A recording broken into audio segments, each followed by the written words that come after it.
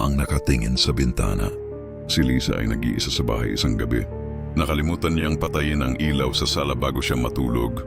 At habang naglalakad siya sa madilim na pasilyo, naririnig niya ang maliliit na kaluskos mula sa labas. Parang may nagmamasid sa kanya. Lumapit siya sa bintana at nakita ang isang anino sa kabilang panig ng bakuran.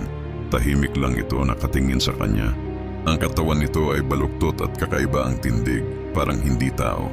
Pinikit niya ang mata, pero nang buksan niya, naroon pa rin ito. Matagal na nakatingin. Bumalik siya sa loob at sinara ang lahat ng pinto, pero naririnig niya ang malakas. Nakalabog sa kisame, para bang may humahakbang sa itaas. Lumapit siya sa bintana ng kanyang kwarto at dito niya nakita ang mukha. Pula ang mata, nangingilabot ang ngiti at tahimik lang na nakatingin. Para bang alam nito ang bawat galaw niya. Tinakpan niya ang mukha ng unan at lumuhod sa sahig, nanginginig. Subalit sa bawat pag-ikot niya sa bahay, nadarama niya na may sumusunod sa bawat hakbang niya.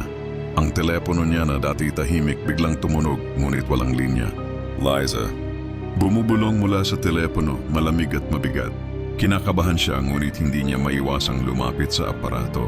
Walang tao sa kabilang linya pero ang boses ay patuloy na tumatawag sa kanya.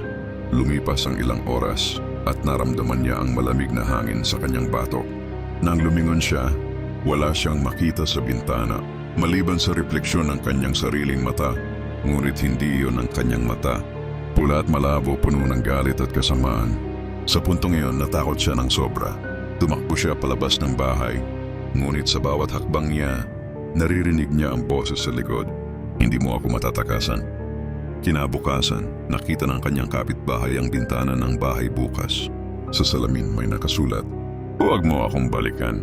At simula noon tuwing gabi, si Liza ay nadidinig sa kapitbahay, umiyak sa dilim, nagmumura at humihiling ng tulong, ngunit wala na siyang sino mang makakasagip. Ang bahay ay nanatiling tahimik sa araw, ngunit sa gabi, ang mukha na may pulang mata ay muling bumabalik sa bintana. Nakatingin, naghihintay sa susunod na nag-iisa.